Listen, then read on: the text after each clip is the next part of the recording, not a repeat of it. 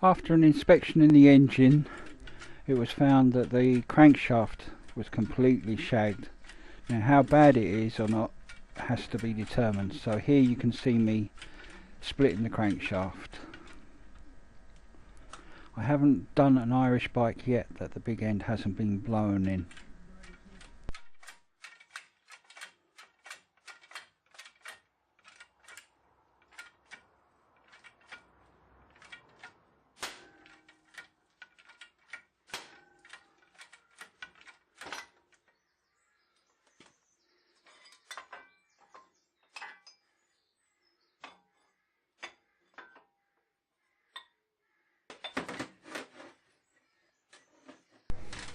With the two halves split, it's a simple case then of pulling off the conrod and dropping the rollers off of the big end. It was obvious that the engine had suffered from water ingress. The surface of the crank pin and the connecting rod were badly tarnished with rust and pitted. A quick measure up to see if it was worth getting oversized rollers and grinding out the connecting rod and putting a finish on the crank pin, but it's borderline. If I can get a cheap crankshaft second hand, I think I'll go down that route.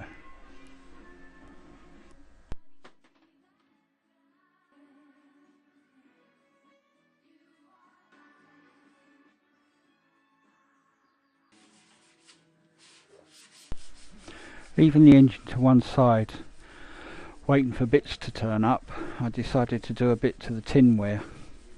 A lot of effort went into this petrol tank. It was corroded, so it had to be sandblasted, primed, filled, rubbed back, primer filler, and as you can see now I'm just taking off a key coat.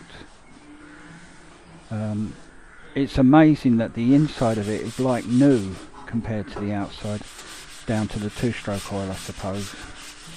But just keep at it until you get a nice finish.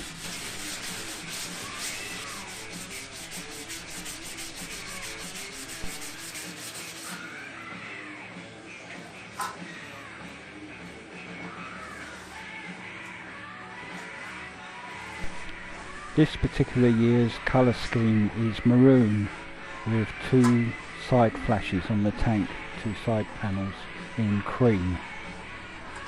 So after a bit of searching and a chat on the BSA forums, I decided on a Ford colour, a Cortina Mark 1 1966 colour, which is claimed to be very close to the BSA original, and the inside of the toolbox was as good as new basically, and comparing it to that, it is so close. So I would recommend the Ford colour to anybody doing it. Here you can see me putting on fine line tape for the outline on the two cream panels. The first one's always easy. You can generally pull a good shape off the bat and get it quite close. Here you can see me putting on masking tape to fill in the panel, so that when the maroon goes on, this side panel, this flash on the side of the tank, will remain in primer. That way I'm hoping I won't get any bleeding through when I put the cream on. So the tape overlaps the fine line until the panel is completely covered, and then carefully you cut away the excess.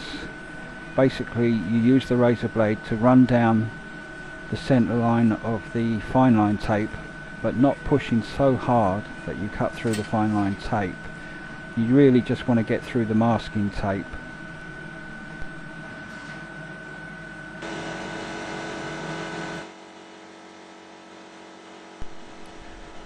The other side is a little bit more tricky. You have to keep an eye on the shape that you're trying to achieve and try and balance it out on the opposite side. Again, the fine line comes to the rescue. It takes a bit longer, but if you keep an eye on the both sides, you can get them pretty close. Luckily you can't see both sides of the tank at the same time, so any little discrepancy between the two sides is very hard to notice.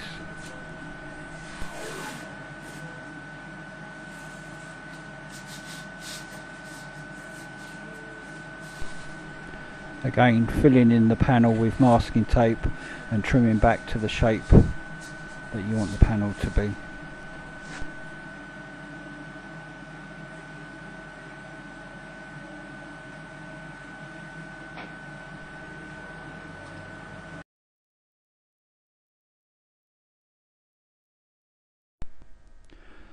Then into the spray booth, and several coats of the colour are sprayed on, giving a bit of drying time between each coat so that there's no sag.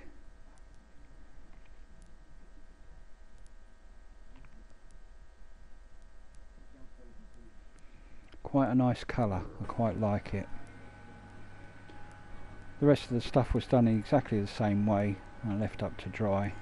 I should give that a good 2 or 3 days before doing any more work to it. Anyway, that's it for now. Thanks for watching.